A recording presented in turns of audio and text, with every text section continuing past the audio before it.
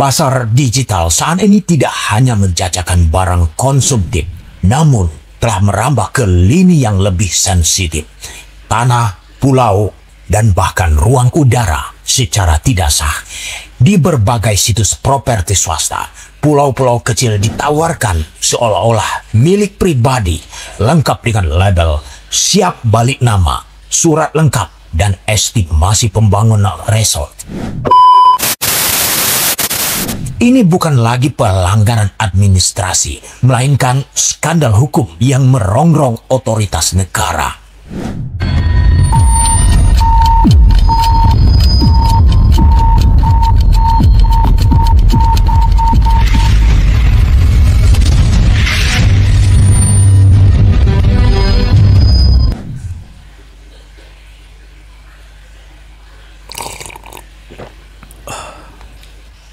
Assalamualaikum warahmatullahi wabarakatuh. Salam, salam sejahtera untuk kita semua. Namo Buddhaya, Om Swastiastu, salam kebajikan.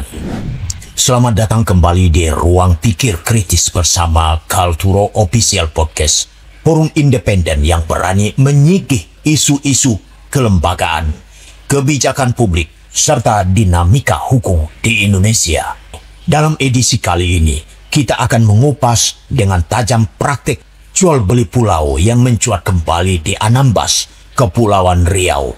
Isu ini bukan hanya soal properti yang diperjualkan secara daring, melainkan menyangkut kedaulatan negara, penguasaan ruang publik, dan integrasi hukum itu sendiri. Ketika pulau-pulau kecil mulai ditawarkan di laman-laman properti digital lengkap dengan label siap balik nama dan milik pribadi, maka ini bukan lagi sekadar pelanggaran etika, tetapi telah menabrak kerangka hukum agraria, kelautan dan kedaulatan yang telah diamanatkan undang-undang. Editorial ini akan menelisik akar masalah, menagih pertanggungjawaban regulator, dan membuka ruang untuk refleksi bersama. Apakah negara benar-benar hadir di wilayah pinggiran digital yang rawan spekulasi ruang? Isu penjualan pulau di Anambas dan kawasan-kawasan strategis lainnya melalui platform daring seharusnya menjadi peringatan keras bagi para pemangku kebijakan. Kegiatan ini bukan hanya pelanggaran terhadap norma hukum, tetapi juga mengabaikan terang-terangan terhadap prinsip kedaulatan dan keadilan ruang hidup rakyat. Editorial ini menyoroti titik rawan antara lemahnya pengawasan digital dan ketegasan penegakan hukum di sektor pertanahan dan tata ruang. Pasar digital saat ini tidak hanya menjajakan barang konsumtif, namun telah merambah ke lini yang lebih sensitif. Tanah, pulau, dan bahkan ruang udara secara tidak sah.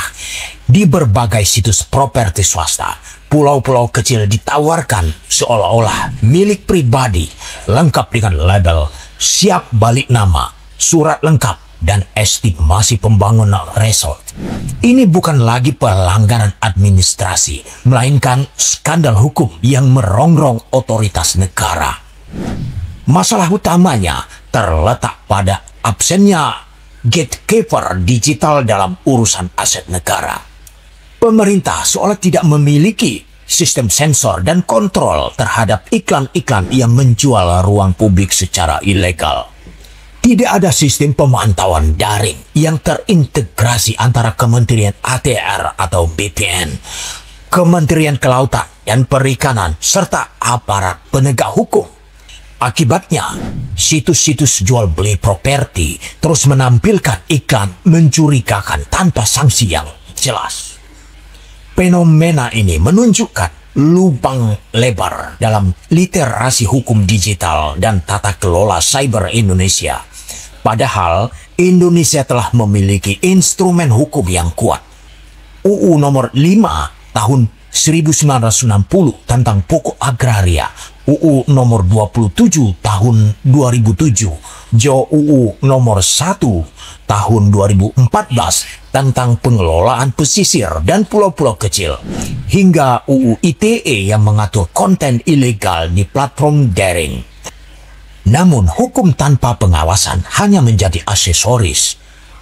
Tata ruang dan pertanahan kita tidak punya sistem berbasis geospasial real-time yang mampu mengidentifikasi potensi penyerobotan atau penjualan fiktif. Penggunaan teknologi seperti artificial intelligence dan blockchain untuk mendeteksi dan mengarsipkan transaksi lahan belum digunakan secara maksimal di sektor publik. Jadi dalam konteks ini perlu ditegaskan, jual beli pulau atau ruang negara secara daring bukan semata pelanggaran aturan administratif, melainkan pengkhianatan terhadap prinsip konstitusional tentang penguasaan negara atas bumi dan air serta kekayaan yang terkandung di dalamnya. Masalah makin kompleks ketika melihat adanya tumpang tindih regulasi tata ruang dan sertifikasi hak atas tanah. Sertifikat HGU, HGB, dan SHM bisa tumpang tindih karena kurangnya interoperabilitas data antar lembaga.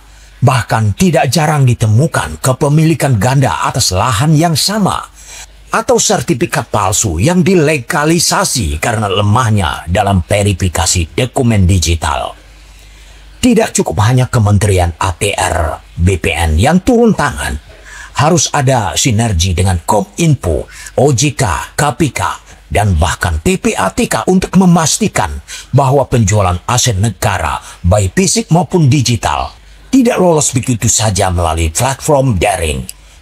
Saat ini, belum ada task force lintas sektoral yang mengawasi iklan properti ilegal di Indonesia secara terukur.